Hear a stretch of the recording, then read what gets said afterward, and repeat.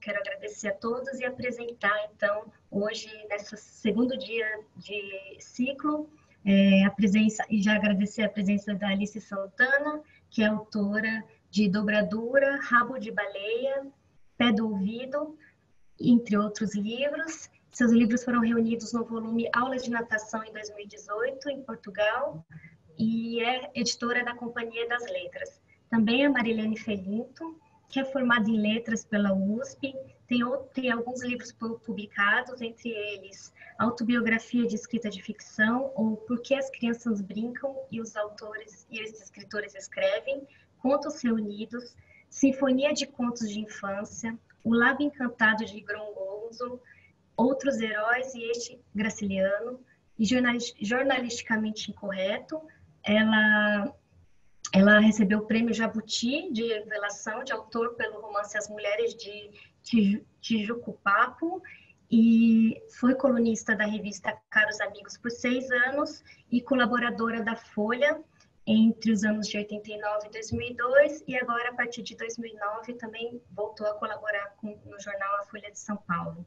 E para mediar a mesa de hoje, a Fernanda Diamante, que é curadora desse ciclo, além de ter sido curadora da Flip no ano de 2019 e 2020, é formada em filosofia pela Universidade de São Paulo, foi editora de livros por 10 anos e é uma das fundadoras da revista 451, onde atualmente cuida da editoria e divulgação científica.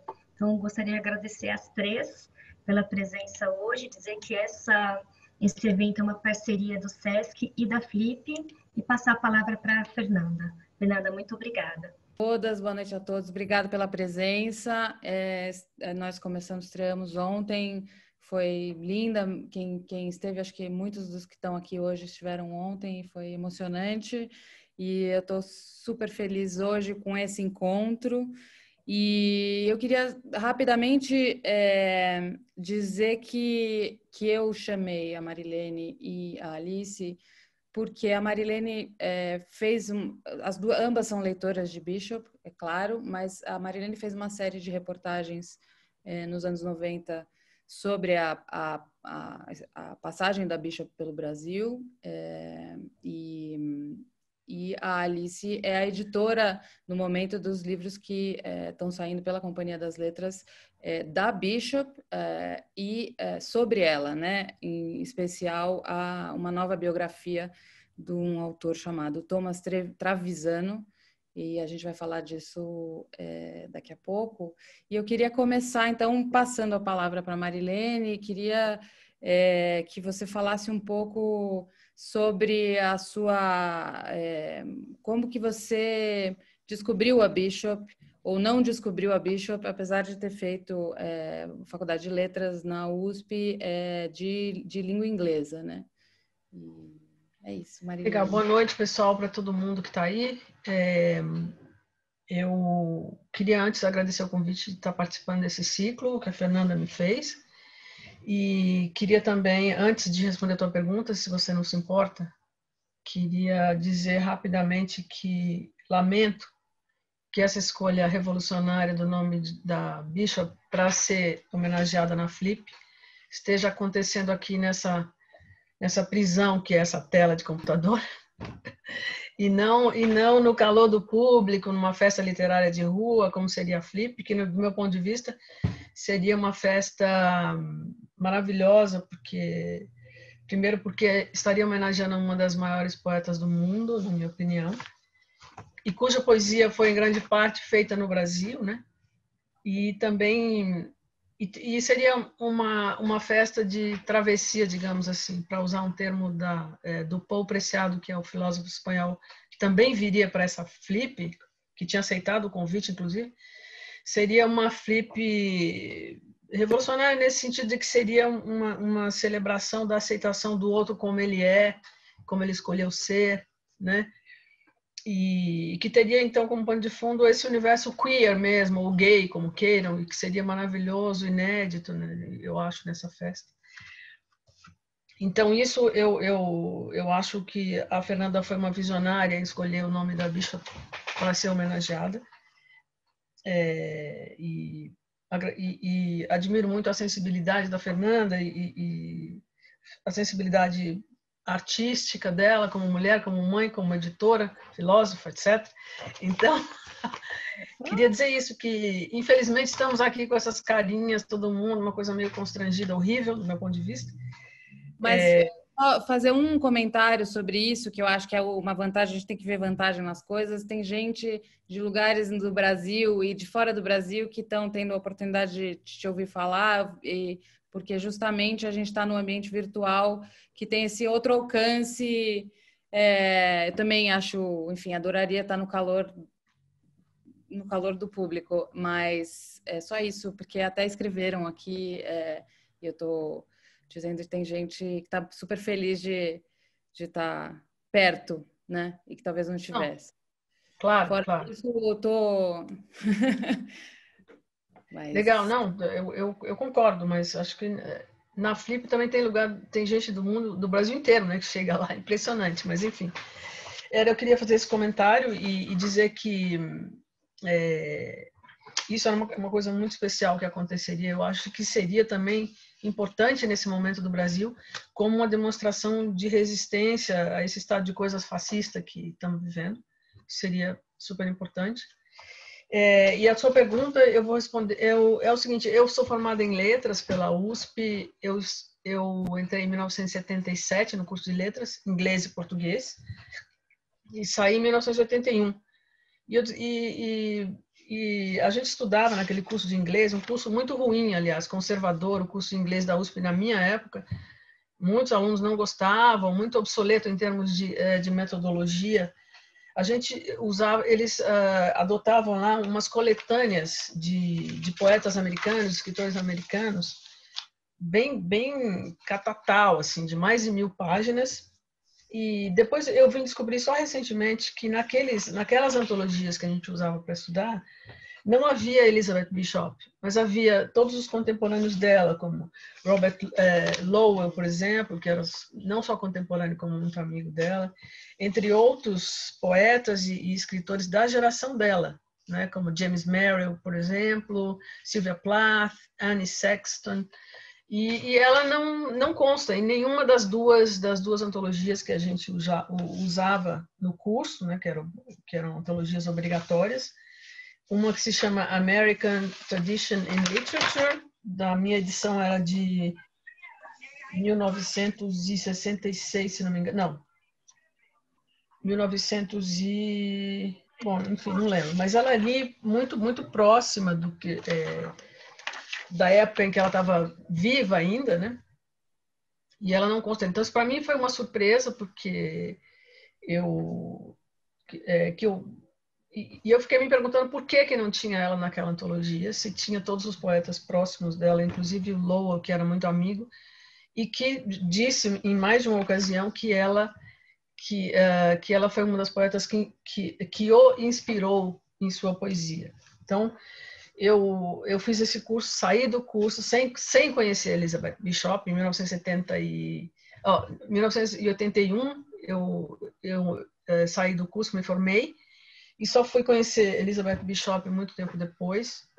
Eu estava nos Estados Unidos. Um amigo brasileiro me deu uma coletânea de poesias dela. E também descobri muito recentemente que o Otto Maria Capor, na sua História da Literatura Ocidental, também não cita Elizabeth Bishop, mas cita Robert Lowell, né? E isso é muito intrigante para mim, porque ele era 6 anos mais novo que ela já tinha, quer dizer, depois, por exemplo, nessas antologias que a gente usava na USP, ela já tinha ganhado o prêmio Pulitzer, ela já tinha ganhado outros prêmios. Então, a única explicação que eu vejo para isso é que ela viveu 20 anos num país periférico, né, como o Brasil, e longe daquele centro de efervescência cultural daquela época, né? Então, foi assim que eu conheci a Bishop de início, né? Depois que eu já tinha saído de um curso de inglês na USP. E conheci mais ainda quando fui convidada pelo editor do Caderno Mais, na época, Alcino Leite Neto, para participar desse caderno, que era Caderno Mais, na época, todo em homenagem a Elizabeth Bishop, porque as cartas seriam publicadas naquela ocasião aqui no Brasil. É interessante porque tem coisas nas suas reportagens que vão aparecer agora pela primeira vez, acho que numa biografia, uma publicação, na biografia do Trevisano, e que estão ali nas suas reportagens, que eu queria que você falasse daqui a pouco. Eu queria só passar para a Alice. Alice está editando. Eu queria que você falasse um pouco dessa biografia, que em inglês é Love Unknown, The Life and Words of Elizabeth Bishop. Queria saber se já tem um título em português, quando sai esse livro, e queria que você falasse um pouco. Acho que é isso, é uma poeta que a minha impressão é que tem muita coisa que a gente não sabe sobre ela, né? Uma vida, apesar de ter vários livros, poucos traduzidos para o português sobre a vida dela, mas acho que tem muito para a gente descobrir para o público brasileiro, mas não só, né? Bom, boa noite. Já é boa noite, né? Quero agradecer muito a Fernanda pelo convite. Dizer que é uma honra enorme, uma grande alegria estar nesse ciclo, conversando com a Marilene Felinto, que eu admiro muito também. Essas reportagens da Folha são incríveis e foram muito importantes, porque você amarra muitos assuntos ali que acho que até então não estavam em pauta, né? Enfim, são reportagens muito bem construídas e para mim foi muito importante ter lido aquilo.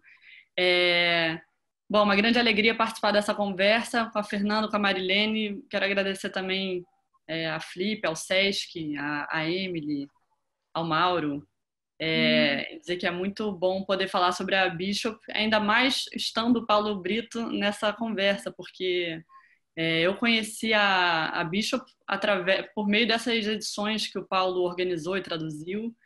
O Iceberg Imaginário, acho que foi o primeiro livro que eu li, de poemas, né? Foi uma antologia que o Paulo editou pela companhia na década de 90. E depois disso, comecei a ler tudo que saía da Bishop. Fiquei muito encantada com ela. E como a Fernanda comentou, vai sair essa biografia do Thomas Trevisano, que é um estudioso da Bishop. Ele está há mais de 30 anos estudando a Bishop. Ele é um dos fundadores da Emily Bishop Society. E o título vai ficar Elizabeth Bishop, uma biografia. Mas é interessante que esse Love Unknown é tirado de um poema que a Bishop adorava, de um poeta chamado George Herbert. Herbert, não sei como seria a pronúncia.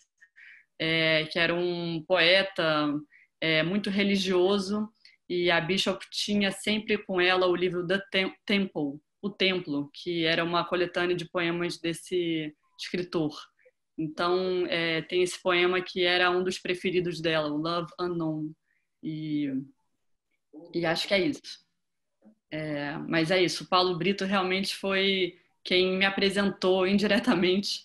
Depois eu fui ter aula com ele na PUC, mas antes disso já era leitora das suas traduções, enfim, e dos seus poemas. E a conversa ontem foi espetacular, né? Realmente foi um encontro, assim, ele e o Lloyd Schwartz, foi incrível, adorei ter assistido. Marilene, quer falar um pouco das suas reportagens, de como foi isso? Porque acho que é um momento ali, eu não sei que ano que começaram a sair as traduções do Paulo Henriques, não fiz essa lição de casa, mas acho que você trouxe muito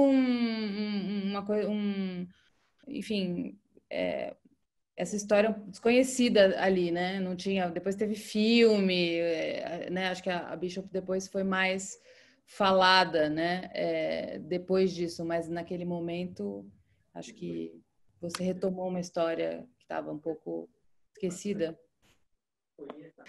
Na verdade, todo o mérito dessa, na verdade, não foi uma série de reportagens, foi um caderno mais que bolado pelo Alcino Leite Neto. A ideia foi dele, a concepção foi dele. Havia outras pessoas escrevendo ali também sobre a Bishop e traduzindo poemas dela no mesmo caderno, né? E eu fui fazer essa reportagem. Foi uma reportagem, foi uma grande reportagem, que eu fui a vários lugares, Rio de Janeiro, Petrópolis, conheci a casa dela, a casa que elas construíram, que a Lota construiu lá em Petrópolis. Entrevistei amigas ainda delas, da Lota, já com mais de 80 anos. E então foi uma viagem sensacional, assim, de descoberta dessa poeta na sua biografia brasileira, principalmente. Fui a Ouro Preto e tal. Mas hoje, lendo essa reportagem, ela tem severas restrições e ressalvas, porque ela é uma reportagem bastante defasada, né? Hoje em dia, que já se sabe tanto dela, que naquela época eu tinha lido os poemas em inglês, ainda eu não tinha lido as traduções em português, tinha lido as cartas em inglês, que o livro ainda não tinha saído aqui, e não todas as cartas, quer dizer, mas eu tinha elementos já de leitura, mas que eu também captei nessas viagens que eu fiz para fazer essa matéria. Então, o mérito nem é meu nesse sentido, quer dizer, a grande sacada foi do Alcino, que deu ao título do caderno, que era... putz, agora não lembro do título, mas é um título genial que ele deu, que é Feijão Preto, Amor e... Espera aí que eu vou achar aqui. Diamantes. E Diamantes, exato. Porque o Feijão Preto era o Rio de Janeiro, o Amor era a Lota, e Diamantes era Ouro Preto, quer dizer... Super bonito ficou o caderno, mas a minha reportagem especificamente tem falhas e tem um tom de fofoca, de fuxico jornalístico que eu aprendi a detestar ao longo do tempo em que eu passei no jornalismo, né? Eu trabalhei também fazendo reportagens para a Folha, mas esse tom de fuxico que eu sei que talvez a Elizabeth Bishop fosse detestar porque ela era discreta em relação à vida dela, acabou permeando ali a reportagem. Não sei onde é que eu estava com a cabeça, tinha 30 e poucos anos, ridículo hoje eu acho isso, mas enfim. E hoje eu faria bem diferente. E também, então, por exemplo, tinha umas fofocas lá na reportagem, tipo essa que ela e o Vinícius de Moraes bebiam, ficavam à noite, eles eram amigos e ficavam bebendo de noite, mas aí tiveram um caso e dormiam juntos, que tá nessa reportagem, quer dizer. Outra coisa que eu me arrependo amargamente é de ter escrito, né, num dos textos da reportagem, que é o estranho mundo do homossexualismo feminino, quando eu vou tratar da coisa do caso dela com a Lota, o estranho mundo do homossexualismo feminino. Umas coisas bem ridículas, quer dizer, que eu não sei se era da época, se era da minha própria... do meu próprio bloqueio em tratar daquele tema, né?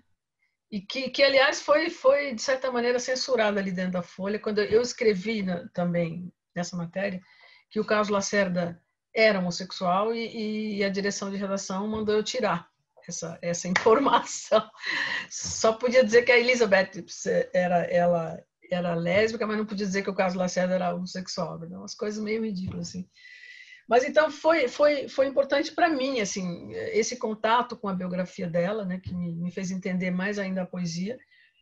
Mas eu repito aqui que é uma reportagem cheia de falhas hoje e lacunas, e esse tom que é reprovável no jornalismo, enfim.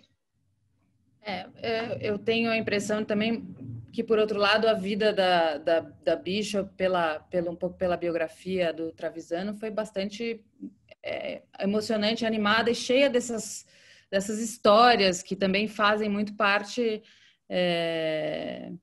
enfim, da maneira como ela depois escrevia. Então, acho que tem um lado, eu entendo o que você diz, mas acho que tem um lado interessante de conhecer um pouco essas relações e a maneira como ela viveu no Brasil. E eu queria até, puxando um pouco o momento em que ela vem para o Brasil, eu queria que a Alice falasse um pouco sobre a gente conversou um pouco sobre a ideia da viagem para ela, né? A viagem como uma busca pelo lar, em que ela expressa isso em relação ao Brasil, né? De que finalmente ela tem uma casa e que eu imagino que tenha muito a ver com a Lota, né? Com o amor, mas também ela tinha um lado aventureiro, assim, e muito... Eu acho que isso aparece bastante na biografia, e eu queria Alice, que você comentasse pra gente. Sim, Fernanda. Pois é, a gente estava falando logo antes, né, que a Bishop ficou com esse estigma da poeta sem casa, que está sempre procurando o lar e que a poesia dela seria essa a expressão dessa busca, né? E o que o Thomas Trevisan diz nessa biografia é que não era só isso. A Bishop ela tinha um espírito aventureiro, um interesse, uma curiosidade. Desde criança, ela adorava ler National Geographic, ela tinha uma fissura por ficar vendo revista de viagem. E aí a gente até comentou, né, que ela, numa carta para uma primeira amiga, namorada, não se sabe muito bem, a Louise Bradley, que ela conheceu num acampamento na juventude, e ela fica falando: puxa, imagina só se a gente fosse viver numa ilha, se a gente fosse para o Tahiti, se a gente fosse viver assim num lugar totalmente diferente do que a gente vive hoje. E aí tem uma frase linda nessa carta até, que ela diz assim: só se vive uma vez e eu vou viver. E acho que essa característica da Bishop de ter esse interesse, esse olhar aguçado, aparece em toda a poesia dela, né? Todos os poemas têm essa descrição, esse super olho, né? Que tenta descrever tudo com minúcia. Uma coisa até que a Marilene escreveu numa dessas reportagens, que ela falava ideias muito complexas com uma linguagem muito simples. Não exatamente simples, mas assim, com objetividade, né? Ela tinha uma clareza de pensamento para descrever imagens complexas e nada objetivas. Mas sobre essa questão da chegada dela no Brasil, bom, ela tinha passado algum tempo em Key West, né? Ela passou 9 anos morando lá, junto com a Louise Crane, que foi a primeira namorada ou mulher com que ela ficou por mais tempo. E depois dessa temporada em Key West, elas chegaram a comprar uma casa lá.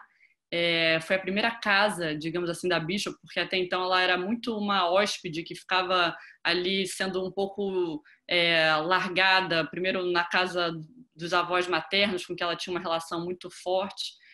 Depois ela foi para a casa dos avós paternos, com quem ela tinha uma distância enorme, eles eram super formais e aristocráticos, e ela não se sentia ali muito à vontade. Depois ela vai morar na casa da tia Maud e do tio Jorge, que a tia Maud era irmã do pai dela. Enfim, ela ficou órfã muito cedo, né? Ela perdeu o pai quando ela tinha 8 meses, e a mãe, em decorrência dessa morte do pai, começou a desenvolver ou começou a mostrar indícios do que hoje em dia a gente chama de um transtorno bipolar, mas na época não tinha esse diagnóstico muito claro. É o que o Trevisan diz também, que se isso tivesse acontecido um pouco mais tarde, talvez ela pudesse ter um tratamento mais eficiente.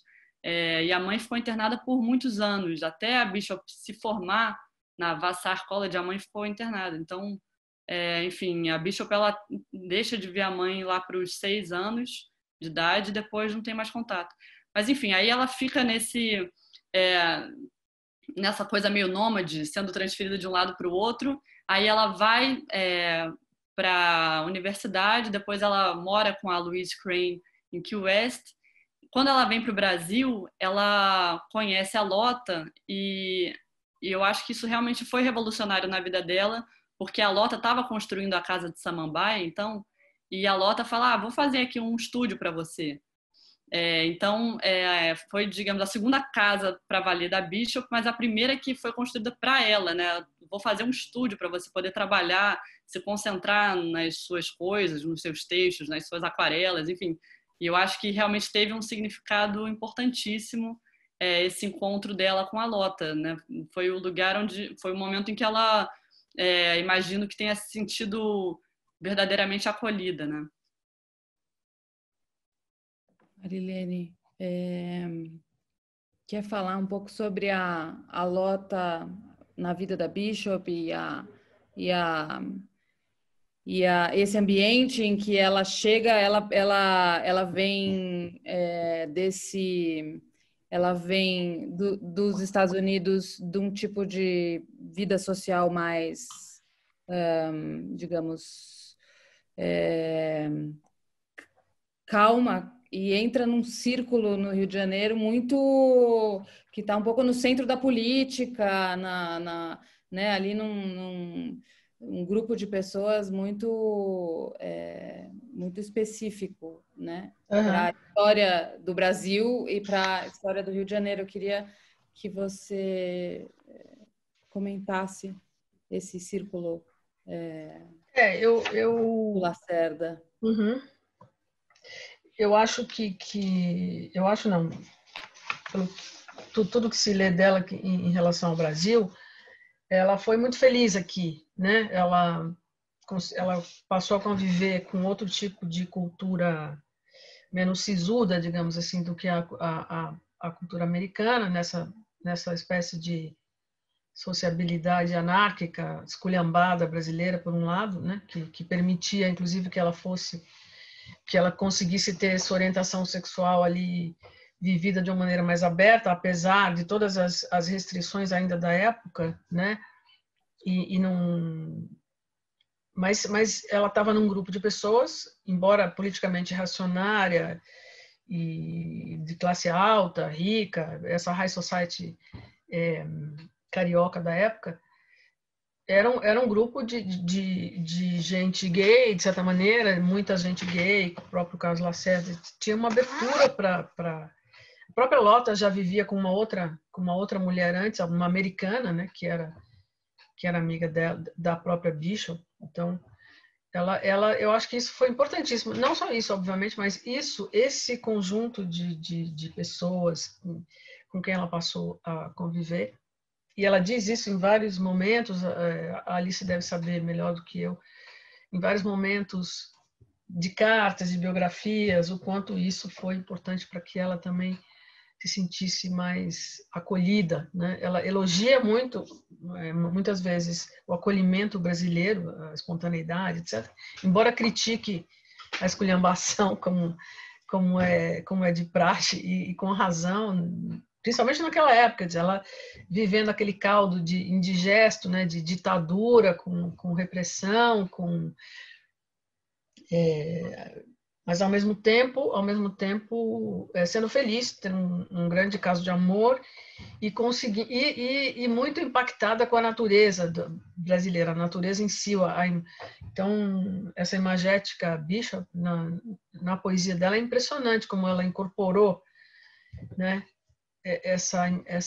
a natureza brasileira. Então, tudo isso eu acho que foi muito importante para ela se descobrir como pessoa, como mulher. Depois, em Ouro Preto, comprou aquela casa maravilhosa e reformou, né? Então, como é que uma mulher americana daquele tipo, que estudou em Vassar, aquela escola de mulheres, etc., mulheres de classe alta, né? Ela era uma outsider, né? Ela era, de alguma forma, uma outsider desde criança, né? Ela tem uma biografia muito... que mostra isso, né? Acho que talvez aqui ela era de fato uma outsider para valer, né? Acho que talvez tenha um pouco esse sentido. Não sei se vocês concordam. Sim, é verdade. Eu acho isso também. E, enfim, eu acho que esse ambiente foi fundamental para a poesia dela, inclusive. Não sei o que a Alice acha.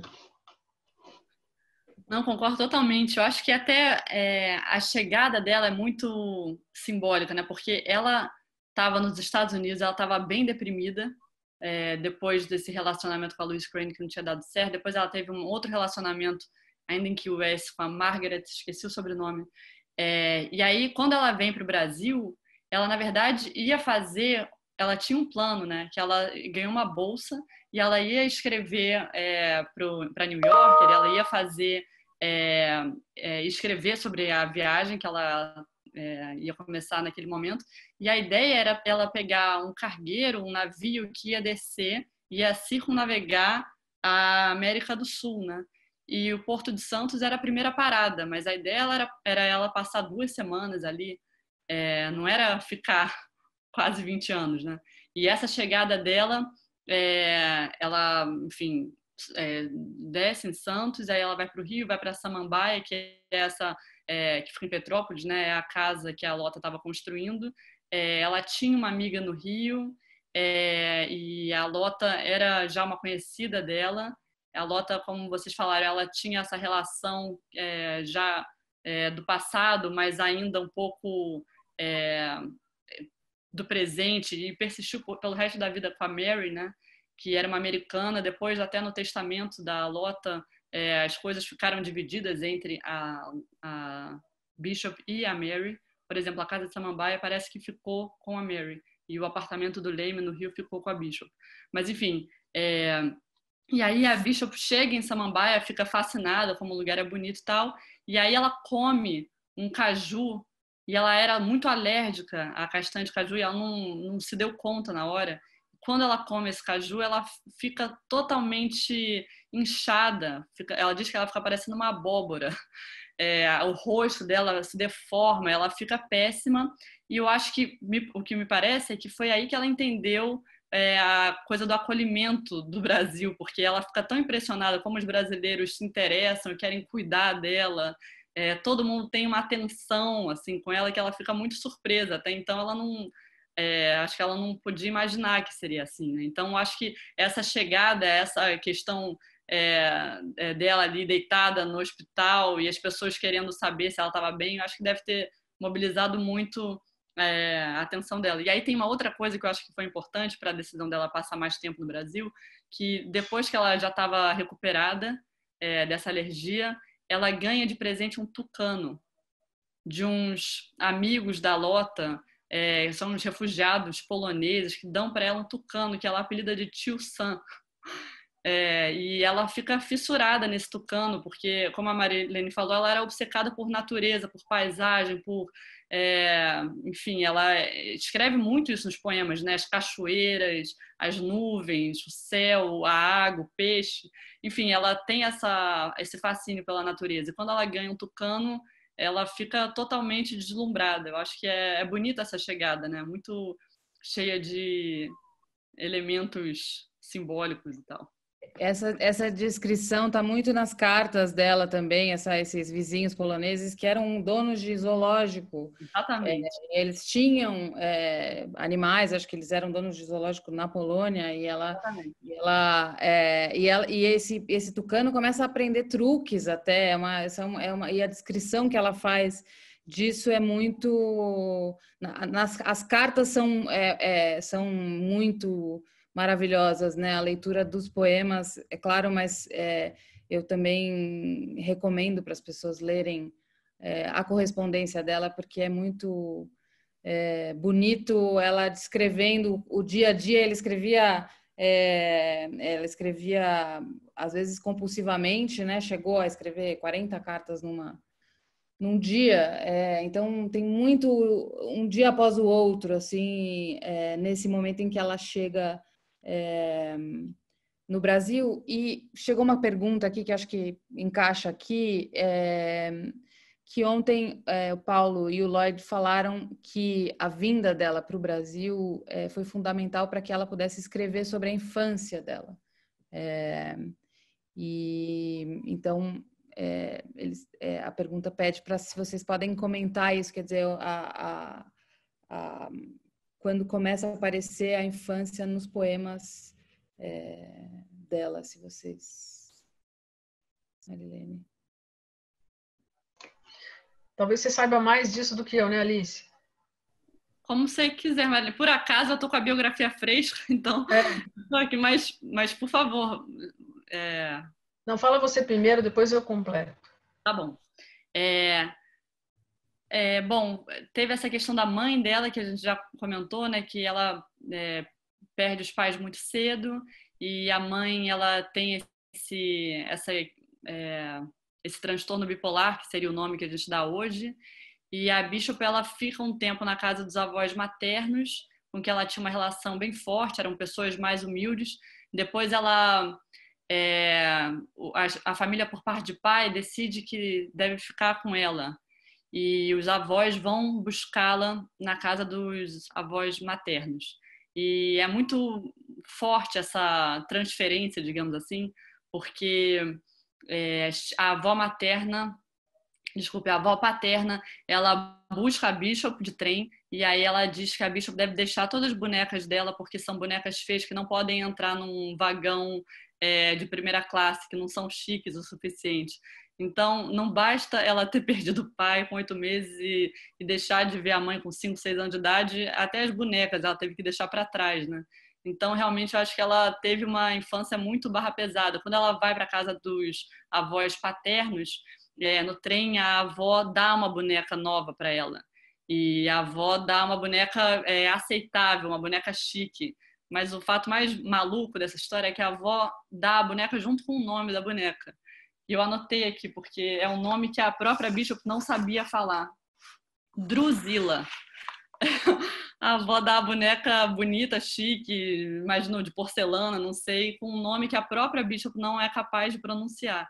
E aí, quando ela vai para a casa dos avós paternos, que tem essa atmosfera muito mais chique, sofisticada, ela diz que ela se sente como o cachorro da casa, porque o cachorro tinha questões ali do intestino, a Bishop não se sentia bem, começou a ter sintomas de eczema, asma, e são doenças que acompanharam pelo resto da vida, né? A Bishop, ela tomava adrenalina, ela ficou muito ligada na asma, foi uma doença que acompanhou para o resto da vida, era um assunto até nas cartas, né?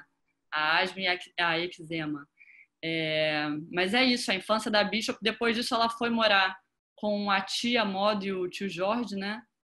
Que, enfim, era a irmã do pai, e o tio Jorge, segundo o Trevisano, chegou a abusar da Bishop algumas vezes, e foi uma relação terrível, e também, segundo a biografia, ele acha que isso fez com que a Bishop tivesse uma espécie de ojeriza a homens, que se prolongou por muito tempo, então ela demorou muito a conseguir confiar no homem, ter uma amizade verdadeira com o homem, porque ela ficou muito impactada por essa relação com o tio George. E ela diz uma coisa numa carta que é muito interessante, eu acho que tem tudo a ver com a poesia dela até, que é essa poesia meio distante, meio do autocontrole. Ela fala o seguinte sobre o tio George, numa carta para uma psicanalista que viria a ser uma grande amiga dela, a Ruth Foster. Ela escreveu o seguinte: o que mais me dá repulsa nele o que mais me dá repulsa na crueldade é o sentimentalismo. Acho que essas duas coisas sempre andam juntas. Né? Achei muito incrível isso que ela falou, a crueldade e o sentimentalismo, que ela fala que ele ele era um homem passional, que chorava, que era sentimental, e, no entanto, era capaz de bater na mulher, abusar da sobrinha, enfim. Acho que realmente a infância dela foi muito cruel e muito marcada por essas mudanças, enfim, e essa falta de acolhimento que ela relata, né? Eu queria só lembrar que ela também, ela ficou muito encantada com um livro aqui no Brasil, um diário da Helena Morley, que na verdade é Alice Caldeira Brant, aquela mulher daquela família de banqueiros Caldeira Brant, que escreveu um diário que contava a história dela, chamava Minha Vida de Menina, né? Esse livro da Helena Morley é pseudônimo de Alice Caldeira Brant, que contava a infância dela em Diamantina, em Minas Gerais, e também a adolescência, entre 13 e 15 anos, mais ou menos. E a Bishop leu esse livro, leu esse diário da Alice Caldeira Brant, foi conhecer a Alice, quis conhecer a Alice, se identificou muito com aquela história de infância ali, e traduziu para o inglês em 1957 esse livro. Então, eu acho que o Brasil também favorecia essa pergunta que a Fernanda fez, que as pessoas fizeram aí, não sei quem fez, que o Brasil favoreceu também esse reencontro dela com uma infância que quase que ceifada dela, né? De tanta que ela ia de uma casa para outra, que ela não tinha referência de família porque perdeu os pais muito cedo. Então, eu acho que foi fecunda a passagem dela aqui no Brasil também para isso. Sim, desculpe. Diga, não. Não, acho só que vale dizer que o Paulo Brito chamou atenção para um texto que foi publicado como prefácio da tradução do Minha Vida de Menina, Marilene, que nos Estados Unidos, quando a Bishop publicou a tradução, ela escreveu um prefácio em que ela conta como foi que ela chegou a esse livro, que ela foi depois para Diamantina, e é muito lindo esse texto, e a gente vai lançar como um e-book gratuito até esse texto em que ela conta essa viagem para Diamantina. E é cheio de detalhes incríveis, né? Quem apresentou, quem recomendou que a Alice, né, conhecesse a Bishop foi o Manuel Bandeira. Então, realmente é um momento muito interessante, né, da vida cultural brasileira.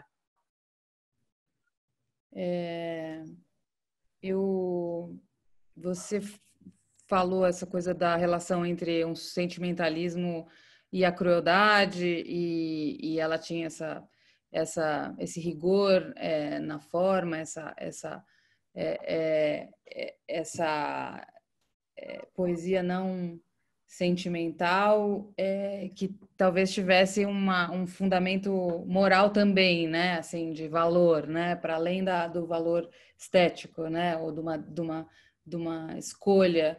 E a Marilene falou um pouco sobre o encontro da Bishop com a literatura brasileira e com os autores brasileiros e com os autores. Queria que ela falasse um pouco com esses autores com quem ela se identifica. Ela traduz autores e ela elogia a poesia de vários autores brasileiros, mas ela tem uma identificação mais especial com alguns, né? E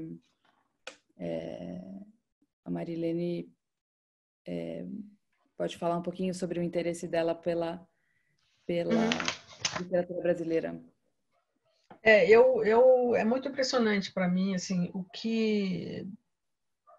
para mim basta saber que Elizabeth Bishop se relacionava com Manuel Bandeira, Carlos Drummond de Andrade, Vinícius de Moraes, Graciliano Ramos, que foi até que ela conheceu numa visita que Graciliano fez até a Casa Samambaia lá,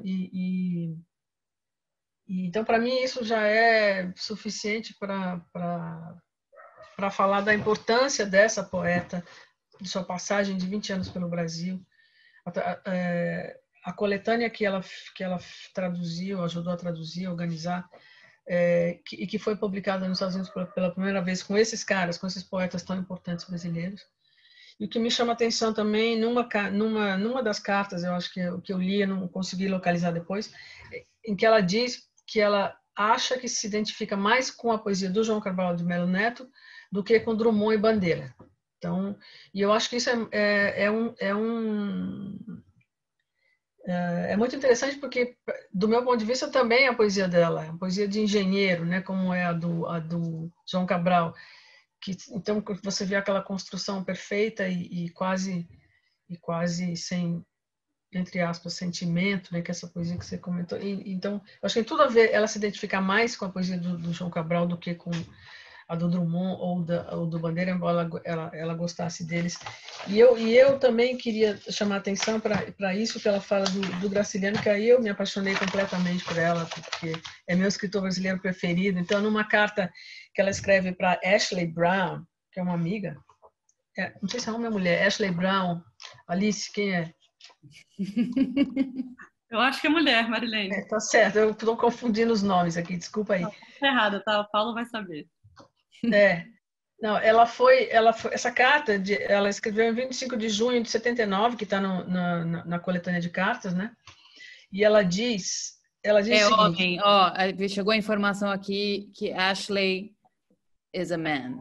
Is a man. Ashley Brown é um homem. Tá errado, não, perdão.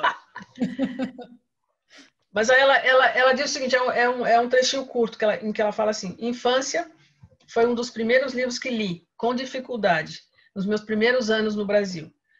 Continuo achando que é um livro maravilhoso e não entendo como você não conseguiu, creio que, entre parênteses, creio que foi o que você me disse, publicá-lo nos Estados Unidos. Aliás, apesar de eu ter acabado de voltar da minha viagem à Grécia e estar atrapalhada com os fusos horários, Não resisti e fiquei lendo o livro na primeira noite até bem tarde. A sua introdução está ótima. Você quase não fala do período em que ele passou na prisão, Graciliano, né? Outra coisa que eu li quando fui morar no Brasil é o livro dele sobre o cárcere, ou seja, Memórias do Cárcere. Os 4 volumes. Achei muitíssimo bom.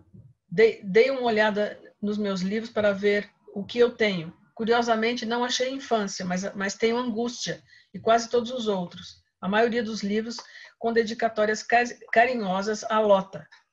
Eu lhe contei que uma vez o Otávio Tarquínio de Souza e a mulher dele, que eram nossos amigos, eram nossos vizinhos em Petrópolis, muito amigos nossos, o levaram à nossa casa. Ele estava muito doente na época. Não pudemos conversar muito e eu tinha medo de falar português. Ele foi extremamente simpático. Gostei muito dele. Então, quer dizer, Graciliano Ramos visitou Elizabeth Bishop já doente, né?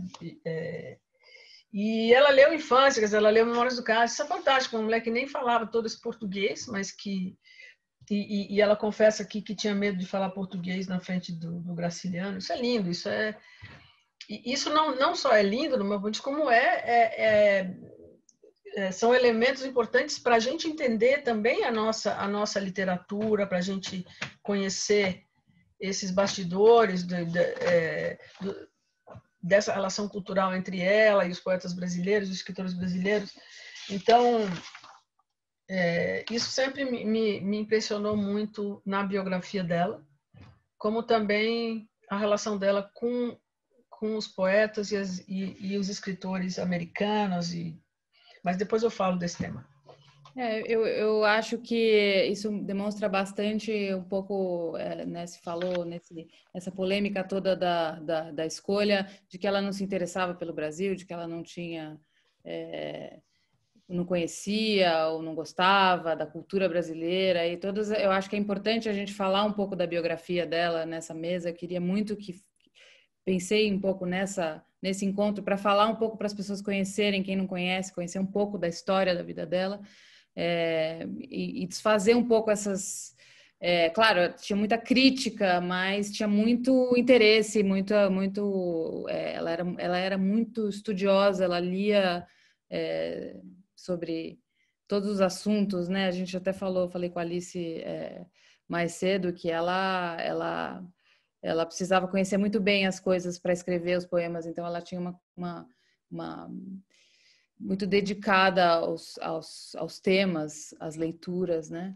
Exato, eu queria só completar, Fê, tua fala nisso, sobre essa crítica reducionista, ridícula que fizeram à escolha da Bishop como tema, porque... Não, exatamente por isso. Porque o que se perde nessa crítica reducionista é o tamanho dela, é o tamanho dessa poeta como poeta e a sua biografia brasileira. Então, é muito ridículo que isso tenha acontecido, essa chamada polêmica, entre aspas, com essa indicação. É uma obra que precisa ser mais conhecida, mais, né, enfim, a gente está tentando fazer, né, esse movimento aqui. Eu vou só a Regina Pribitchen, que é a nossa convidada também do ciclo, diz que o Ashley foi o professor que veio ao Brasil como bolsista da Fulbright e ficou amigo da Bishop. E tem uma pergunta aqui para Alice sobre a relação da Bishop com artes visuais, que aparece na biografia, porque ela teve contato com Scliar em Ouro Preto, ela também gostava de pintar, se tem alguma outra referência em relação ao universo das artes visuais. Olha, na biografia não fala muito sobre isso, não entra muito em detalhes. Não sei se o Paulo ou a Regina tem algo a dizer sobre isso. Eu sei que a Bishop gostava muito de desenhar, ela fazia aquarelas, ela tocava piano também. Isso é interessante. Quando ela entra na Vassar College, ela pensava em ser pianista. Antes de estudar letras, ela pensava em estudar piano. E aí ela vai fazer uma apresentação lá na Vassar College, e ela tem um branco, não consegue tocar, fica apavorada E aí ela conversa muito com as professoras e vai mais para a literatura mesmo. Mas é interessante que ela tem esse bloqueio, esse medo de palco que faz com que ela mude um pouco os rumos ali dos estudos dela. Mas ela depois continuou tocando, ela tinha um clavicórdio que ela viajava, mandava de navio, demorava meses para chegar, mas enfim, ela não só escrevia, como ela realmente pintava, tocava piano, ela era multitalentosa, assim. Mas eu não sei muitos detalhes sobre essa veia aquarelista, pintora, enfim. Agora eu sei que tem... Diga, desculpe, Marilene. Só para completar, eu não sei, eu sei que ela houve exposições das telas dela nos Estados Unidos em mais de uma galeria ou museu. Eu li sobre isso, vi inclusive os quadros dela e fizeram exposições mesmo lá com a obra Sim. dela em mais de um momento. Então isso é acessível, fácil pela internet. É verdade. Ela tem muitas aquarelas ali de Petrópolis, mesmo de paisagens. Ela gostava muito também do ambiente doméstico, ela tinha um fascínio por forno. Tem uma pintura que ela fez de um forno a lenha, não sei se foi em Ouro Preto ou se foi em Petrópolis, mas tem esses dois registros. Mas tem um livro chamado Exchanging Hats, que tem várias aquarelas da Bishop, saiu na década de 90 nos Estados Unidos. Tem uma pergunta que tem relação com uma outra pergunta que eu gostaria de fazer para Marilene, então vou juntar as duas coisas. A pergunta diz o seguinte: Bishop era uma escritora que evitava rótulos na conjuntura atual, do ponto de vista da crítica de arte e da cultura. A poesia da Bishop seria enquadrada pelas questões de gênero identitárias? Essa é a pergunta. A minha pergunta para a Marilene, eu queria, na verdade, que a Marilene falasse um pouco sobre a relação da Bishop com o feminismo, ela disse, também é uma coisa que é bastante dita, né? Que ela disse que ela não gostaria de ser identificada como uma poeta, uma mulher poeta, mas como uma poeta, não pelo gênero, e que me parece que é lido de uma forma um pouco equivocada. Eu queria que você falasse um pouco sobre o fato dela ser uma mulher com essa biografia, essa obra maravilhosa no momento em que ela viveu, enfim, em relação a outras mulheres ali na mesma época, outras mulheres poetas e escritoras. Eu acho que eu sei que ela disse isso mais de uma vez em cartas, em outros depoimentos, que ela não gostava de ser incluída em coletâneas de mulheres, de poetas mulheres, que ela tinha essa visão da poesia como sem gênero, né? Sei lá, acho que ela e isso eu li, e eu não tenho muito conhecimento sobre isso, mas nem sobre essa pergunta que fizeram se a poesia dela seria hoje enquadrada como gênero ou identitária de alguma maneira. Eu acho que não. Eu acho que não, porque é uma poesia.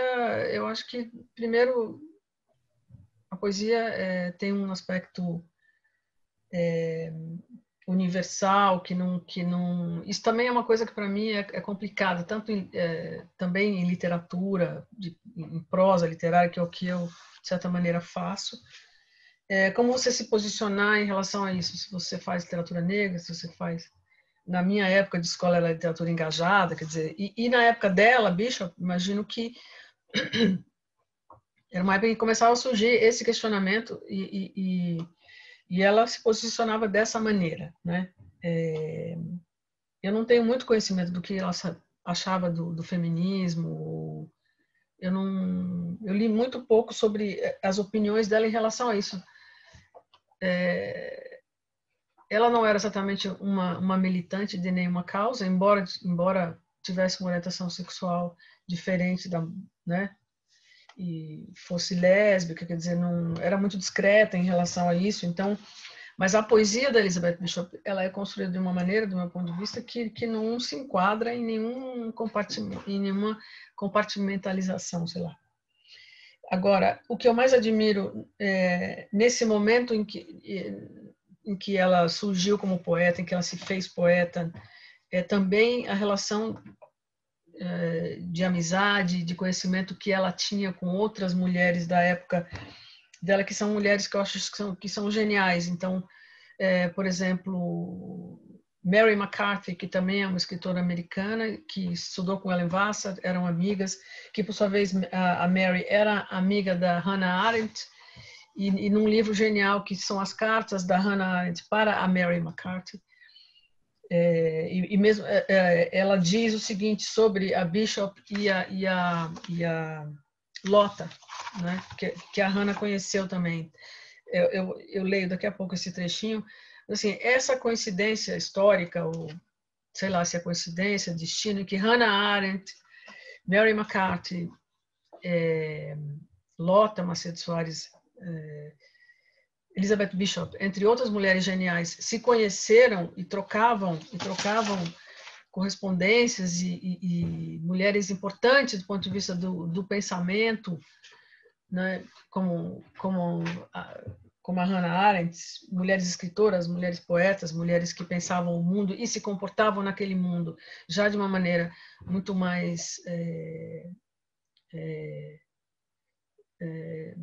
fora dos padrões, quer dizer, mulheres revolucionárias de certa maneira. Isso tudo me impressiona muito na biografia da Bishop e naquele momento específico em que isso acontecia, né? Em que essas pessoas estavam vivendo, quer dizer, e também mulheres muito angustiadas. Essas, por exemplo, circulou ali também com ela Annie Sexton, Sylvia Plath, mais distante, mas ela conheceu mulheres angustiadas que se suicidaram. Quer dizer, são casos, biografias muito interessantes de uma época que traz muitos elementos para a gente hoje ver quem nós somos, né? A partir dessas mulheres que a gente leu, com as quais a gente se identifica, que influenciaram a gente para a gente se libertar de padrões também, quer dizer, essa angústia dessas mulheres, e mesmo dos amigos, né? Robert Lowell era internado com frequência, todo ano o cara era internado com uma depressão, sei lá o que ele tinha, então eram sofrimentos intensos desse grupo que eu queria ter conhecido para ver se era igual o meu ou não, enfim.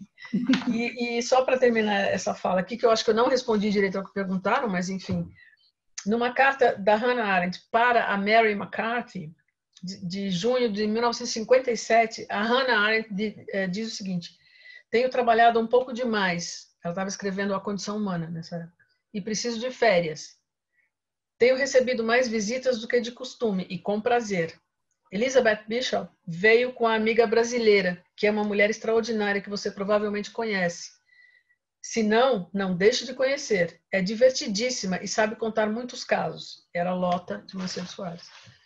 Então, essas coisas meio me arrepiam, porque muito legal, assim, muito interessante, e você ir fazendo esses cruzamentos e vendo como era rica aquela coisa que estava se vivendo ali, embora angustiante também, né? Então, eu acho que não era a época de dizer e de sentir e de se portar como é hoje, né? Que você tem, em que você de certa maneira enquadrada a sua poesia, o seu texto.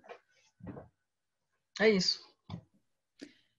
Quer, Alice, comentar o feminismo ou essa poesia, questões de gênero, identitárias, no caso da Bishop? Eu queria só fazer um comentário. Tem um texto de uma autora que chama Gabrielle Bellot, uma autora trans, que é um texto que eu achei muito bonito. Eu acabei traduzindo ele para 451 uns anos atrás, em 2017, em que a Gabrielle fala da importância da poesia da Bishop para o estado de solidão em que ela se encontrou ao longo da vida.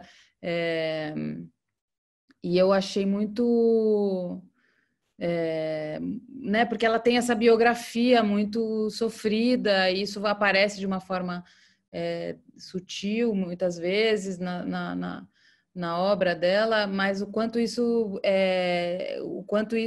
toca as pessoas que, de alguma forma, vivem situações muito emocionalmente muito extremas, né? E vale a pena ler. Saiu na New York Review of Books e eu mando para todo mundo.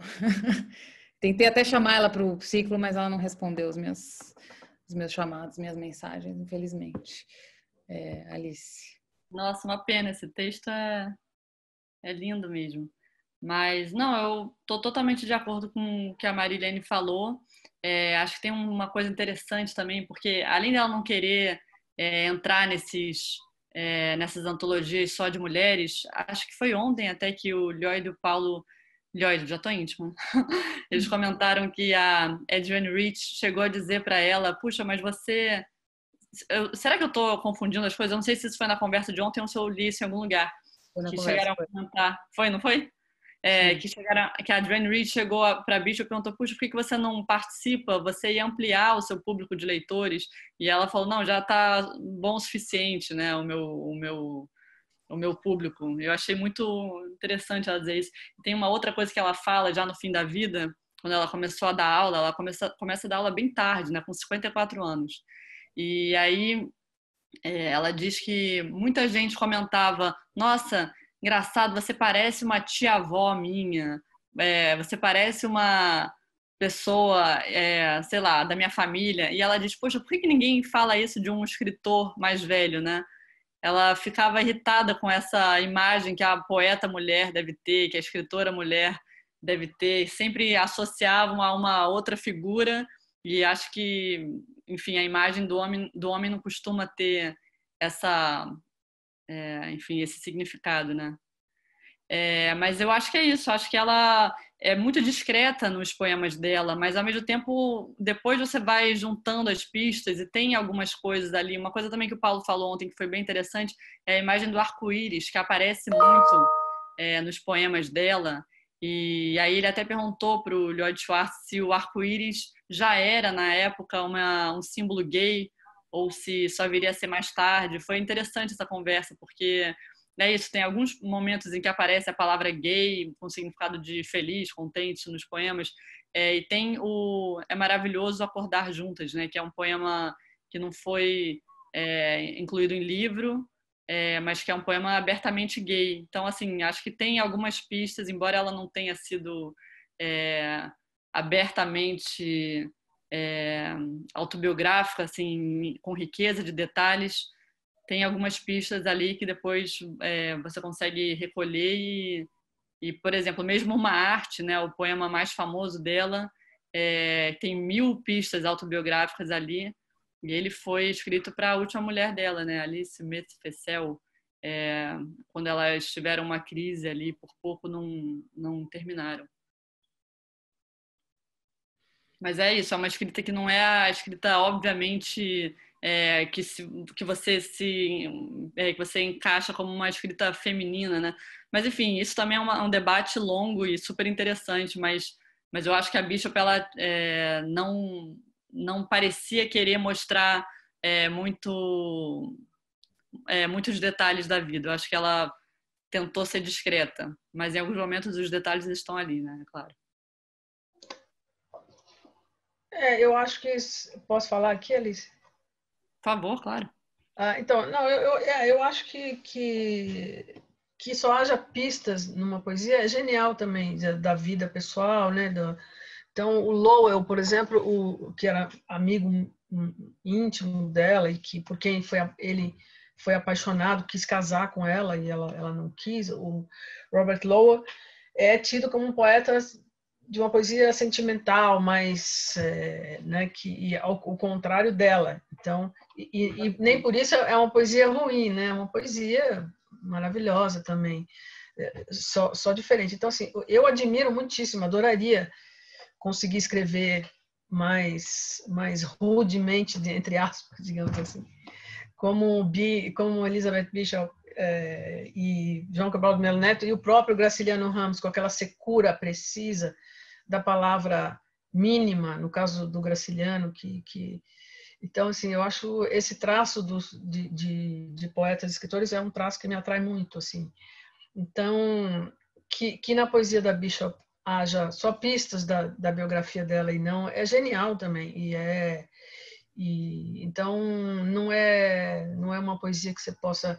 Eu também questiono eu sempre questionei esses enquadramentos da literatura e da poesia, questiono até hoje, quer dizer, não sou ninguém, não sei nada sobre nada, mas acho estranho esses enquadramentos. Sempre achei desde que, sei lá, acho que para mim escrever é uma outra coisa e a gente não precisa ficar, pelo menos os autores não tem que ficar se classificando, os escritores ou poetas, mas sei que existe essa demanda cada vez mais e você de alguma maneira se sente pressionado a responder a elas, né?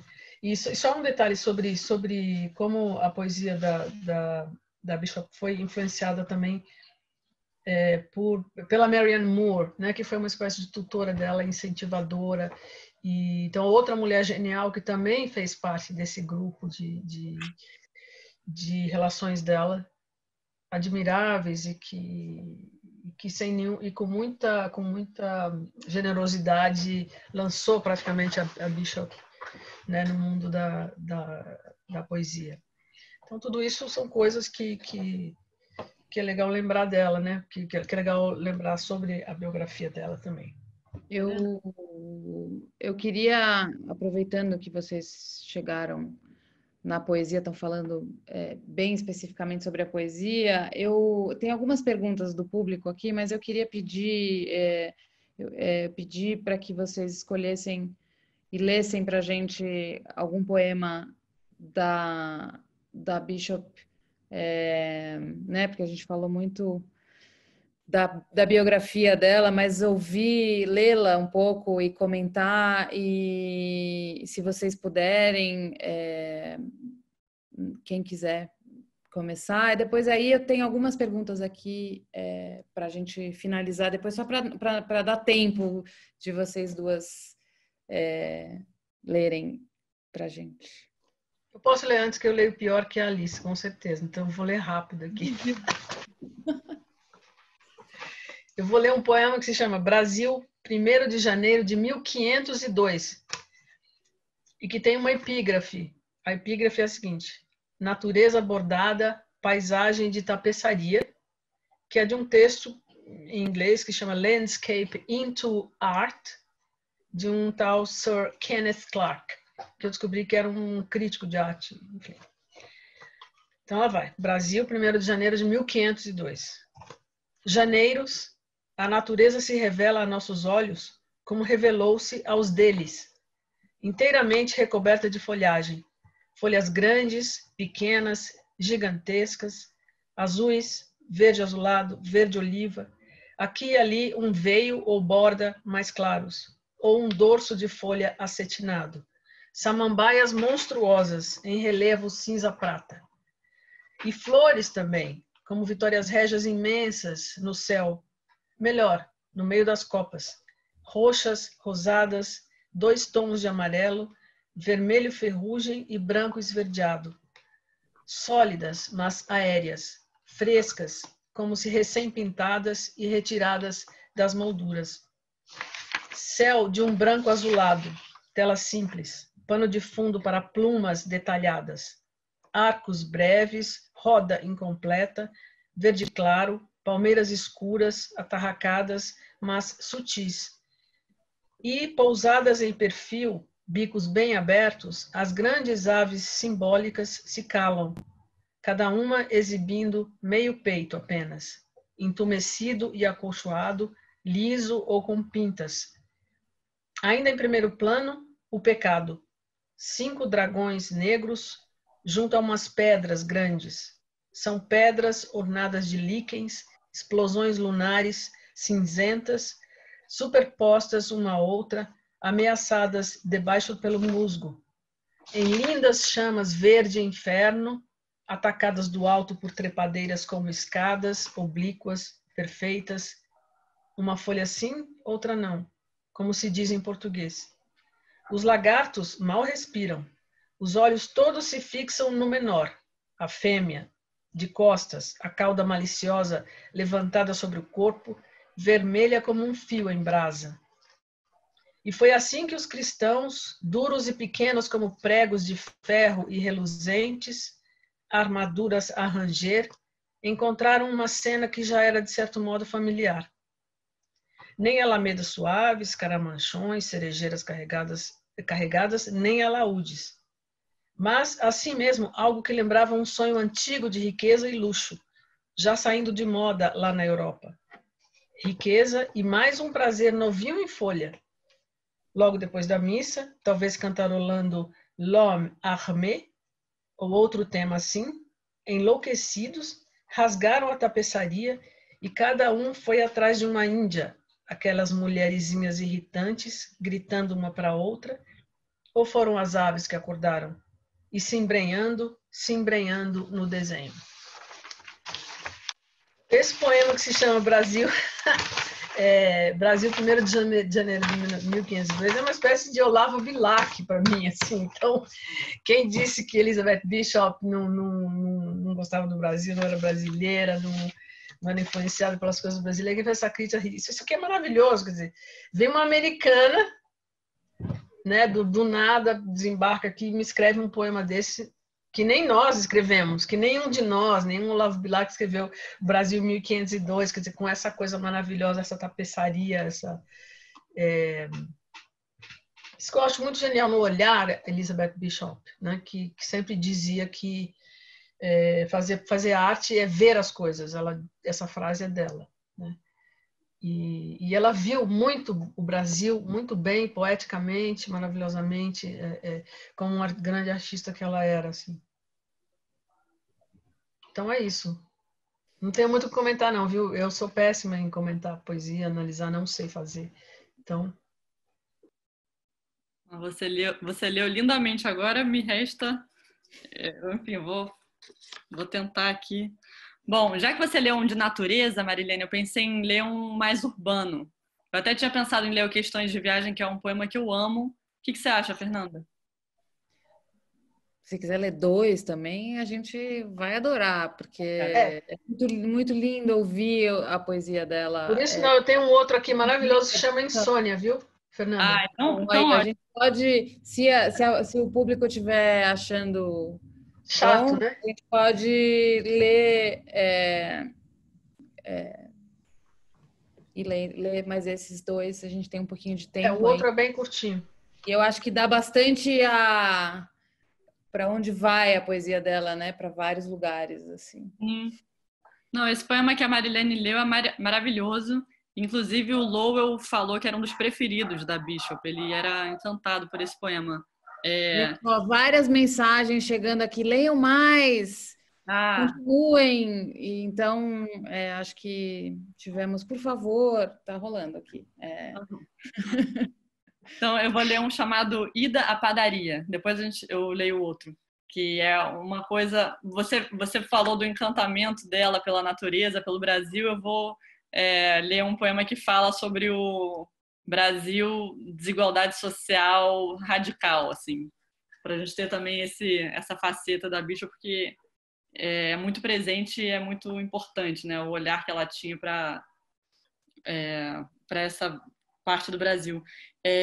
A tradução é do Paulo Henriques Brito, chama Ida à Padaria, e eu acho que ele não foi recolhido em livro, está na obra dispersa. Ida à Padaria, Rio de Janeiro. Esta noite, a lua contempla a Avenida Copacabana, em vez de olhar para o mar e as coisas mais cotidianas. São novas para ela. Debruça-se sobre os fios frouxos dos bondes. Lá embaixo, os trilhos se esgueiram até se fundirem ao longe, entre carros estacionados que lembram balões coloridos, já murchos e moribundos. Os fios, pela lua atraídos, somem numa nebulosa longínqua. A padaria está imersa na meia-luz. Estamos racionando energia. Os bolos, de olhar esgazeado, parece que vão desmaiar.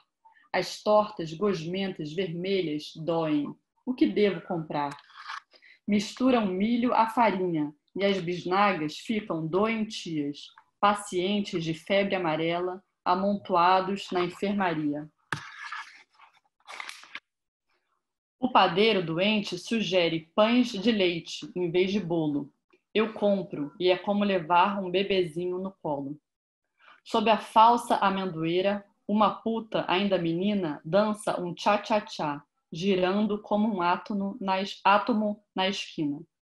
À sombra negra do meu prédio, um negro levanta a camisa para mostrar um curativo, cobrindo negra ferida. Com um bafo de cachaça, potente feito uma bazuca, aponta a bandagem branca e me diz coisas malucas. Dou-lhe dinheiro e boa noite, por força do hábito. Ah, não haveria uma palavra mais relevante para lhe dar?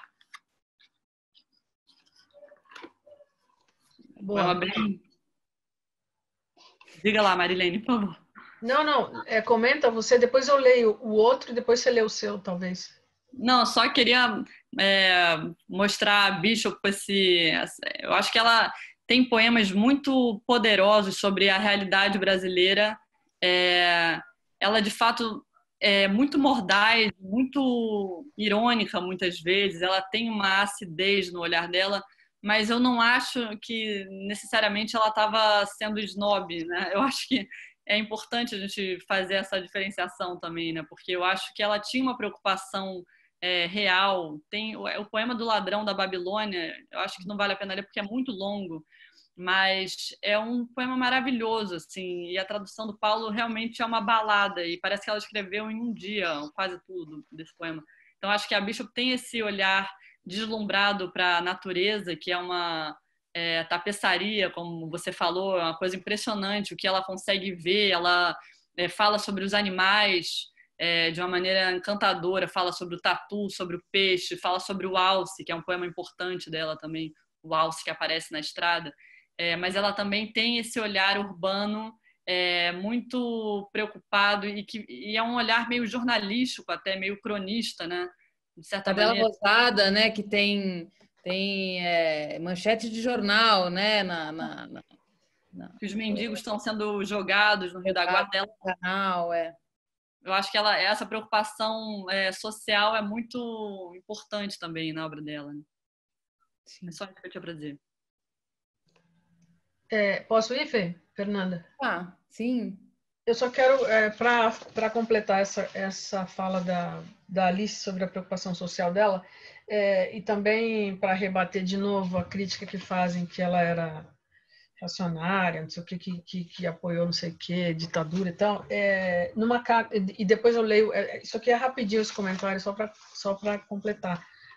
Numa carta, aliás, eu queria me corrigir aqui, corrigir não, acrescentar que todos os textos que eu estou lendo aqui, dela, obviamente, são traduções do Paulo Henrique Brito, e eu queria dizer que admiro muito o trabalho dele, que eu me esqueço de dizer essas coisas às vezes. Então, estou aqui me corrigindo. E numa carta que a Bishop escreveu para o Emanuel Brasil, em 1974, ou seja, em plena ditadura, né, brasileira, ela comenta um artigo que saiu na New York Review of Books, escrito pela Elizabeth Hardwick, que era uma crítica literária e também uma escritora de contos, etc., e ela se conhecia. E esse artigo... Casada com o Lowell, Só para dizer que ela foi casada com o Lowell também, né? Desculpe. Ele teve várias mulheres, né? Entre as quais Elizabeth Hardwick, né? Ela detona o Brasil, essa Elizabeth Hardwick, nesse artigo de 1974. Ela fala muito mal do Brasil, que eu acho ótimo. E numa nota, a tradução dessa carta é uma nota do Paulo Henrique Brito, que é ele que traduziu as cartas. Ele explica, no número de 27 de junho de 1974, da New York Book Review, da New York Review of Books, Hardwick havia publicado um artigo que se chamado Sad Brazil, ou seja, Triste Brasil, em que apresentava um painel devastador do país e criticava duramente o regime militar, enfatizando as desigualdades sociais e a prática de tortura. Muitos brasileiros que conheciam a Bishop ficaram muito bravos com esse artigo, dizendo que não era bem isso, que o Brasil não era bem aquilo. A Bishop, comentando esse artigo com o Emanuel Brasil, diz que ela não fez críticas ao artigo, ficou quieta, mas que ela fez umas correções de ortografia, não sei o quê. Mas isso também é importante a gente saber que o Brasil era visto também assim, com uma crítica fundamentada lá fora, por esse grupo de pessoas que se conheciam, quer dizer, então a ditadura brasileira já era criticada ali naquela época, né, por esse grupo de intelectuais, enfim. Era só um adendo para completar essa preocupação social da Elizabeth Bishop. Enfim, e alguém disse aí num comentário que eu olhei rapidamente aqui, o chat, que Bishop adorava Clarice Lispector. Eu desconheço essa informação, não sei se a Alice conhece essa informação, que seria genial conhecer, se alguém souber, não sei. Mas aí eu vou ler rapidamente esse outro poema, que é bem diferente desse primeiro, mais curto, que se chama Insônia. Opa! E que é o seguinte: a lua no espelho da cômoda está a 1000 milhas ou mais, e se olha, talvez com orgulho, porém não sorri jamais. Muito além do sono, eu diria, ou então só dorme de dia. Se o mundo a abandonasse, ela o mandava para o inferno, e num lago ou num espelho faria seu lar eterno. Envolve em gaze e joga tudo que te faz sofrer no poço desse mundo inverso, onde o esquerdo é que é o direito, onde as sombras são os corpos, e à noite ninguém se deita, e o céu é raso como o oceano, é profundo e tu me amas. Bom, esse poema chamado Insônia é genial, porque é uma pintura da insônia e da lua Bom, enfim, eu não quero comentar, eu quero só ler por enquanto ele, porque eu acho um dos mais lindos dela, assim. E daí depois que a Alice lê e falar, eu comento se for caso, tá bom? Então, leio agora o Questões de Viagem? Esse é muito lindo e sim. Então tá. Bom, o poema saiu no livro homônimo Questões de Viagem. Eu tô aqui com essa edição meio antiga da companhia. Não é tão antiga assim, mas enfim, acho que ela tá exatamente. Tradução do Paulo Henriques Brito. O livro saiu originalmente em 65, tá? Aqui há um excesso de cascatas. Os rios amontoados correm depressa demais em direção ao mar. E são tantas nuvens a pressionar os cumes das montanhas que elas transbordam em costa abaixo, em câmera lenta, virando cachoeiras diante de nossos olhos. Porque se aqueles riscos lustrosos, quilométricos rastros de lágrimas ainda não são cascatas, dentro de uma breve era, pois são breves as eras daqui, provavelmente serão. Mas se os rios e as nuvens continuam viajando, então as montanhas lembram cascos de navios sossobrados, cobertos de limo e cracas. Pensemos na longa viagem de volta. Devíamos ter ficado em casa, pensando nas terras daqui? Onde estaríamos hoje? Será direito ver estranhos encenando uma peça neste teatro tão estranho? Que infantilidade nos impele, enquanto houver um sopro de vida no corpo, a partir decididos a ver o sol nascendo do outro lado. O menor beija-flor verde do mundo. Ficar contemplando uma antiga e inexplicável obra de cantaria, inexplicável e impenetrável, qualquer paisagem imediatamente vista e sempre deleitosa. Por que insistimos em sonhar os nossos sonhos e vivê-los também? E será que ainda temos lugar para mais um pôr do sol extinto, ainda morno? Mas certamente seria uma pena não ter visto as árvores à beira dessa estrada, de uma beleza realmente exagerada, não tê-las visto gesticular como nobres mímicos de vestes róseas. Não ter parado num posto de gasolina e ouvido a melancólica melodia de madeira, com 2 notas só, de um par de tamancos descasados, pisando sonoros, descuidados, um chão todo sujo de graxa. Num outro país, os tamancos seriam todos testados. Os 2 pés produziriam exatamente a mesma nota. Uma pena não ter ouvido a outra música, menos primitiva, do gordo pássaro pardo cantando acima da bomba de gasolina quebrada, numa igreja de bambu de um barroco jesuítico. 3 torres, 5 cruzes prateadas. Sim, uma pena não ter especulado, confusa e inconclusivamente, sobre a relação que existiria há séculos entre o mais tosco calçado de madeira e, cuidadosas, caprichosas, as formas fantásticas das gaiolas de madeira. Jamais ter estudado história na caligrafia fraca das gaiolas. E nunca ter ouvido essa chuva, tão parecida com discurso de político. 2 horas de oratória implacável e, de súbito, um silêncio de ouro, em que a viajante abre o caderno e escreve. Será a falta de imaginação o que nos faz procurar lugares imaginados tão longe do lar? Ou Pascal se enganou quando escreveu que é em nosso quarto que deveríamos ficar? Desculpa, esse poema longo, li meio mais ou menos, mas ele é maravilhoso, né? Porque esse final do Pascal, o Pascal dizia, né, que a coisa que mais aflige o homem é ficar dentro do próprio quarto, né? Que isso que deveria ser o momento dele de descanso é justamente o que deixa o homem aflito, essa incapacidade de ficar tranquilo no próprio quarto. E tem muito a ver com a quarentena, eu acho, né? Mas eu acho que é bonito como a Bishop fala disso como um motor para se lançar, para viajar e para ter esse desprendimento, né? É isso.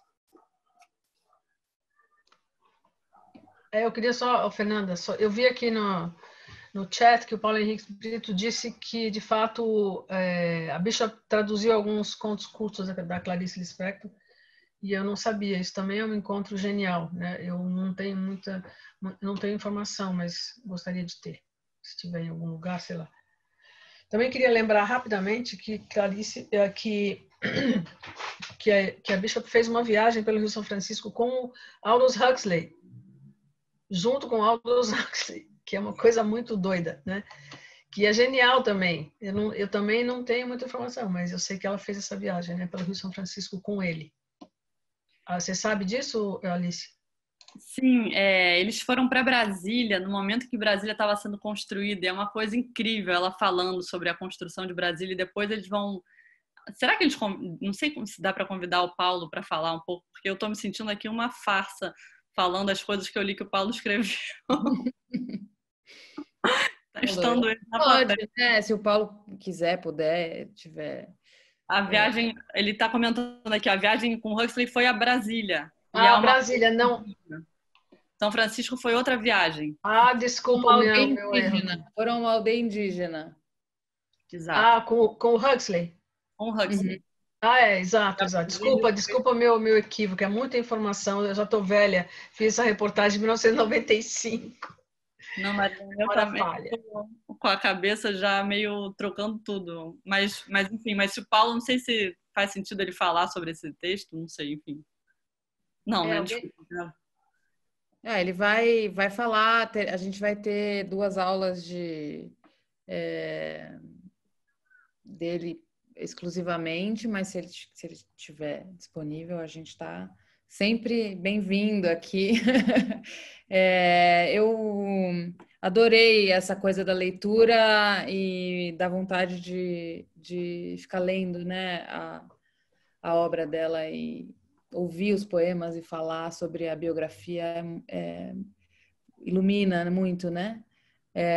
Olha, ele disse, não, hoje as estrelas são vocês. Nossa, eu tô quase me escondendo debaixo desse computador aqui de vergonha. Não, eu então... Com Aldous Huxley foi para Brasília e o Xingu. São Francisco foi com Ashley Brown. Ashley Brown. A Regina Pribitin é muito tenso ficar com esses dois assistindo, olha. né? E eu também. Não, Fernanda, cadê Diga. a Fernanda? Se eu Tô soubesse, eu aqui. não tinha nem vindo. Você não me falou que eles iam estar aqui. Eu não teria vindo. Que bom que eu não falei, né? Que bom que você está aqui.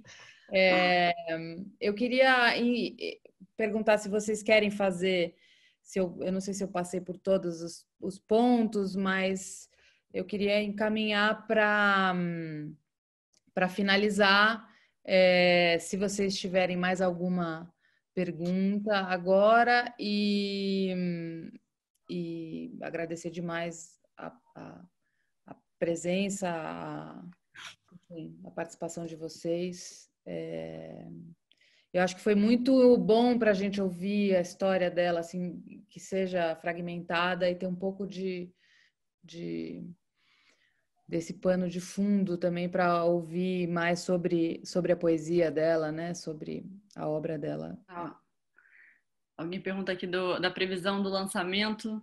Eu acho que é fim de setembro, mas ela vai sair primeiro em e-book e depois só em livro físico. Para livro físico ainda não tem nada. Alice, você não quer falar um pouco sobre os outros lançamentos? Porque tem outras coisas aí previstas. Tem esse e-book que você falou do texto dela e tem outras coisas, né? Sim, boa. Você tinha perguntado no começo, eu me confundi, não falei, né? Bom, tem essa biografia do Thomas Trevisan, que vai sair no fim de setembro, imagino, em e-book, depois só em formato físico. Tem também o Brasil, de Elizabeth Bishop, que é uma antologia organizada pelo Paulo Henriques Brito, e é uma antologia que reúne poemas que falam sobre o Brasil, textos em prosa, incluindo esse, por exemplo, do Huxley em Brasília e visitando uma aldeia, e depois tem as cartas. Então é um recorte, porque a gente começou a montar esse livro e o livro estava enorme, então a gente tentou reduzir um pouco, mas continua um livro grande, falando sobre a relação da Bishop com o Brasil nos escritos dela, né? O Brasil aparece retratado. Que mais? Aí tem o Questões de Viagem, esse vai sair livro físico agora também, em 65, tem uma parte inteira dedicada ao Brasil. Vocês estão me ouvindo? Aqui apareceu que a minha conexão está instável. Ah, tá. Tudo bem? Tudo certo? Sim, sim. Tá, desculpe. O Questões de Viagem, que é um livro de poemas que tem uma parte inteira dedicada ao Brasil, que tem poemas como Esse Ladrão da Babilônia, poemas incríveis, Chegada em Santos, Manuelzinho, e acho que é isso. E aí, além disso, a gente vai lançar esse prefácio como um e-book gratuito, o prefácio à Minha Vida de Menina, que ela traduziu para o inglês como O Diário de Helena Morley. E esse é um texto delicioso, em que ela fala sobre esse dia em que ela conheceu a Alice Caldeira Brant e depois a visita a Diamantina. E, puxa, se eu puder ler só o final, que é tão lindo e tem tudo a ver com essa questão que a gente falou da coisa da aventura. Claro. Se puder, Fernanda, é um minuto Sim, só. podemos. Tá, é só o final aqui do... Não, ela falando sobre comida, é uma coisa maravilhosa, falando como a gente é obcecado por feijão e que quando os pais se separam, o pai tem que pagar a pensão em feijão e quando as pessoas viajam para a Olimpíada, os jogadores, o cálculo da comida é feito em quilos de feijão. É muito bom esse texto.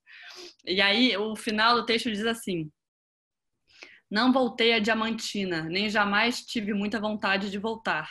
Embora fosse uma cidadezinha distante, triste e empobrecida, gostei muito dela, talvez por parecer muito próxima da Diamantina da infância de Helena, como se o texto saísse das páginas do diário e voltasse à vida, tal como antes. Mas sou supersticiosa em relação a voltar a lugares. Eles mudam, nós mudamos, até mesmo o clima pode ter mudado. Profético, né? Esse final. E esse book gratuito vai se chamar Uma Cidadezinha Distante. E foi ideia do Paulo Henriques Brito. Eu acho que, enfim... Tem data, Alice? Puxa, eu acho que vai sair em breve. Imagino que até semana que vem, Fernanda, esse book. Marilene. Não, você tá na hora da gente falar tchau, né? Se despedir, né? É isso? Tô olhando aqui para ver se tem mais alguma. Vai sair nova edição das correspondências? Alguém pergunta? Esse livro, desculpa, ele estava esgotado, ele está em reimpressão, então ele está disponível. Mas não é uma nova edição, não, é reimpressão. E há um comentário aqui de que o texto da Bishop sobre Pirapora também é uma delícia. Espero que esteja na antologia que vai ser publicada. É isso, gente. Eu me despeço aqui. Se vocês quiserem fazer algum comentário final, senão a gente encerra agradecendo muito a participação de todo mundo e esperando que vocês venham no próximo encontro. Não, eu só queria agradecer também de novo o convite, a Flip, ao Sesc, a Fernanda e a confiança aqui, porque eu nem sou especialista em Bishop, então espero ter contribuído de alguma maneira aí. Adoraria ser aquelas pessoas que têm aquela coisa toda pronta para falar da biografia e não sei o que, mas é tudo fragmentado assim. Bom, é isso. Agradeço muito. Alice, prazer em te conhecer, muito simpático tudo aqui, apesar de não ser a Flip no meio da rua, um monte de gente, aquela coisa que também é muito legal. Imagina, eu agradeço muito, foi um grande prazer conversar com vocês, Marilene e Fernanda. Fiquei super feliz pelo convite do Sesc, da Flip, e muito envergonhada de falar na frente do Paulo e da Regina e de outras pessoas aqui que, puxa vida. Não, nem me fale, eu não quero nem saber quem está aí. Além do Paulo e da Regina, tem mais gente ainda? Pelo amor de Fernanda, isso é armadilha aqui, hein? Foi É uma armadilha. Eles vão sair falando mal aí do que a gente falou, você vai ver só. Vão sair falando mal. Exatamente. Foi demais, gente. Obrigada. Obrigada. Obrigada. Marilene, Alice, Fernanda, eu queria agradecer em nome do Sesc, dizer que foi um prazer muito grande ouvir vocês falando da biografia da Bishop. Como a Fernanda falou, é muito interessante ter esse panorama da vida dela para a gente poder adentrar a obra dela com um pouco mais de propriedade sobre, porque com certeza a biografia influencia na obra que ela escreve. Agradecer a todos e todas pela presença, principalmente a Marilene, a Alice e a Fernanda pela mediação. Desejar uma boa noite a todos e todas. Obrigada, boa noite. Divulguem. Obrigada. Tchau. Obrigada.